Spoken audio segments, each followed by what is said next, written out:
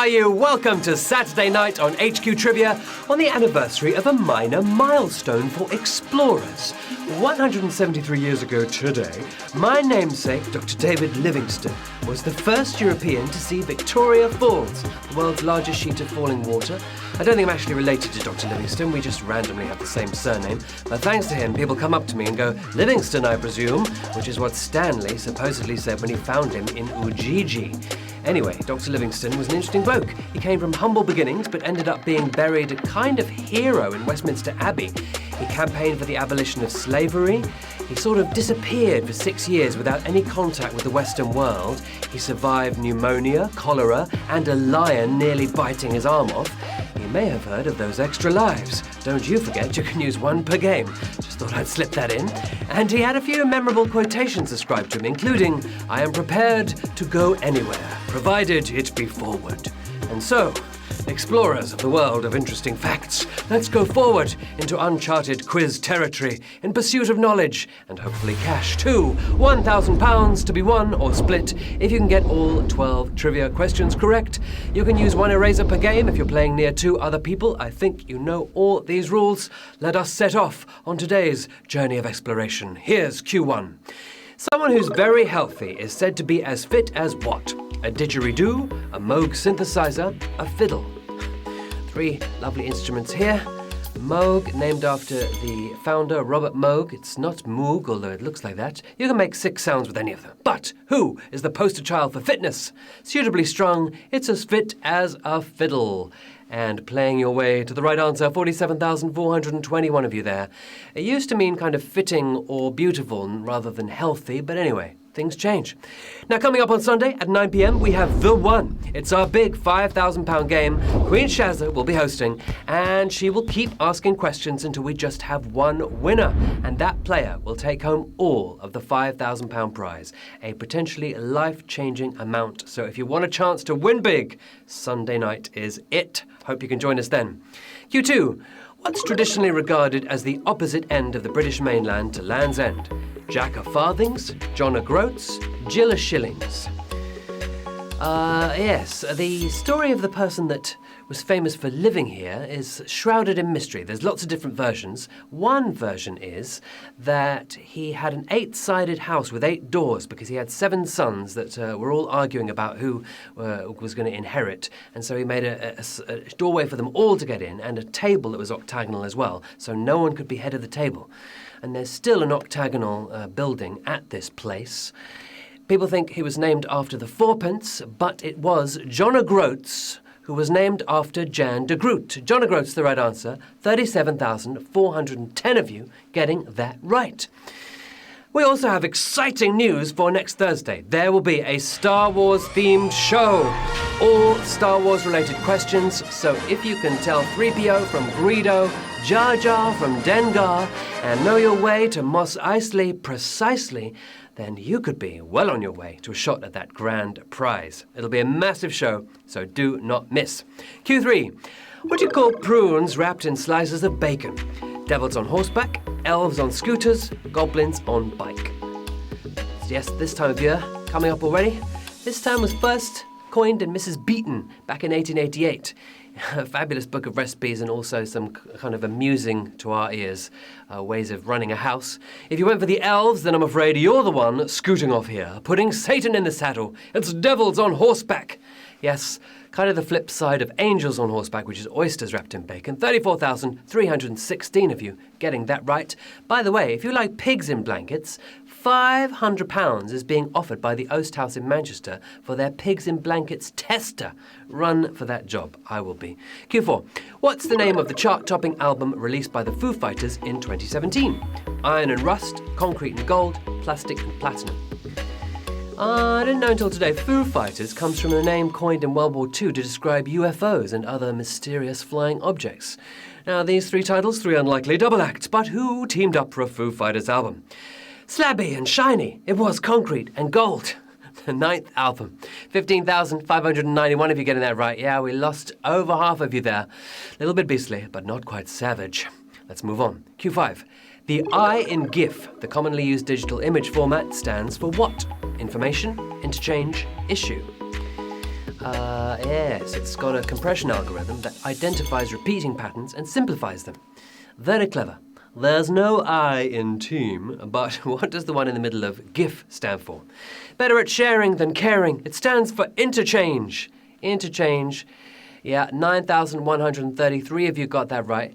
JPEGs may be the most common image format, but we all know that GIFs are cooler, even if the original designer calls them GIFs.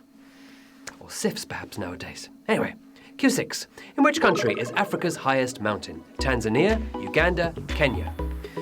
Now, all three of these countries have mountains in the top 10 of Africa's highest peaks, but which one do we want to peek at here? You can't help but gander, but that's not where you'll find Kilimanjaro.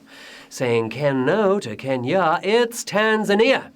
Tanzania, where Ujiji is, where Stanley found Livingstone, and incidentally, 5,549 if you're getting that right. Yeah, nearly half of you eliminated there. A little bit beastly.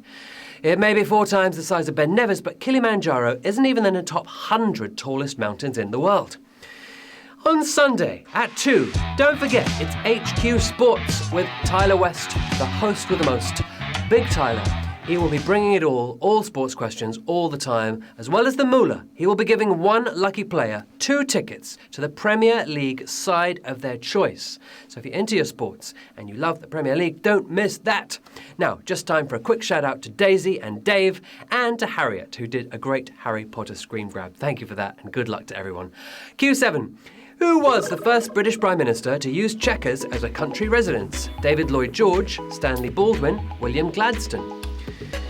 Chequers built in 1565, and then in Victorian times they made it all Gothic, as those Victorians were wont to do. They put turrets and things and towers and battlements, and then when they realised that was in very bad taste, they took it all off again. So it still kind of looks a bit Elizabethan. Now, these three have all worked hard in number 10. Who was the first one to bunk off to Buckinghamshire?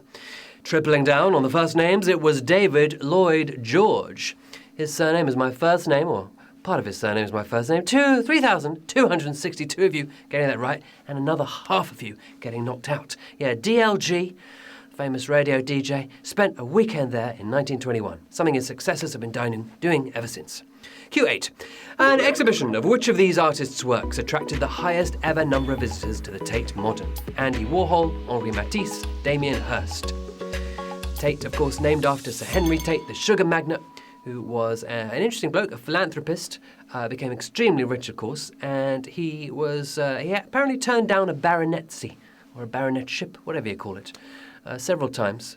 But then the royals said, if you turn it down one more time, we'll be so offended, that he said, OK. And he was made a baronet for all his philanthropic works, not least endowing the country with lots of art. Now, he said everyone will get their 15 minutes of fame, but that is not Warhol's time to shine here, preferring to cut things out than chop them up. It's Henri Matisse. Yes, known for his cutout work, 637 if you got that right, but it's the first savage question of the day. A question sauvage for Henri Matisse. Yeah, he was in a wheelchair for a while, and he had to paint he kind of cut things up and stuck them up with a broom handle. He said he called it painting with scissors. Henri Matisse, the right answer there. 2014 exhibition was attended by over 500,000 people, a record that has yet to be beaten. Q9. Which of these US states takes its nickname from an animal that burrows underground? Wisconsin, West Virginia, Colorado. Yeah, interesting, these state names. Arkansas is called the Natural State. Oklahoma is called the Sooner State. New Mexico is called the Land of Enchantment, so I think we should go there. All 50 states have a nickname, but who dug deep enough to earn the Badger State? Black, white, and freezing all over, it's Wisconsin. Wisconsin, the Badger State, 1,098 of you getting that right. West Virginia is known as the Mountain State, while Colorado moonlights as the Centennial State. Q10. Which sportswear manufacturer's logo includes a colour named after its founders? Umbro, LS, K-Swiss. Yes, this colour is said to match the colour of famous United States tennis courts. Trademarking colours is far more common than you think, but who went for the extra brownie points here? Or rather, the bluey points. Adidas, but with extra stripes. It's K-Swiss. Yes, their new blue colour on the logo. 493 of you getting that right. Bruno Blue is named after brothers Art and Ernie, who founded the company back in 1966. 2 to go. Q11.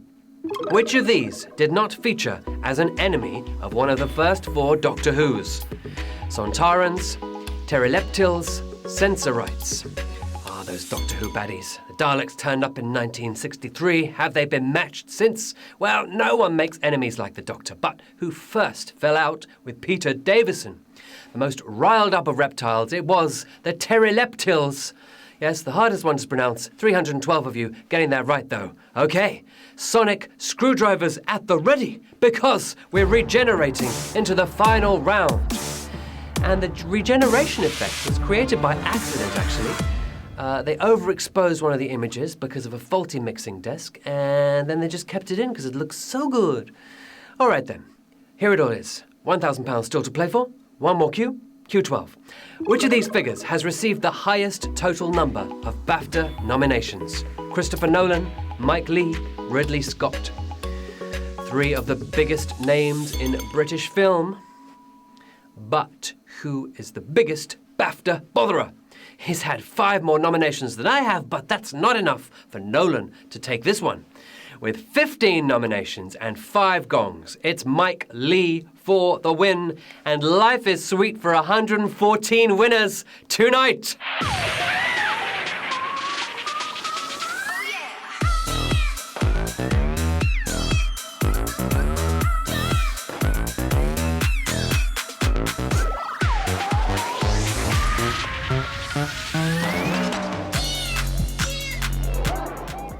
Well done. You intrepidly explored the universe of trivia. We travelled from mountaintops in Africa all the way through to Doctor Who baddies, and you came out winning with £8 and 77 pence. Well done to Bim, to Metal Mama, who has some nice ears on, to Bobby Doo, to Liabilities. I can't see what's going on in that picture, but it looks wild. To I wonder if that's Eden. If it is Eden, salutations to you.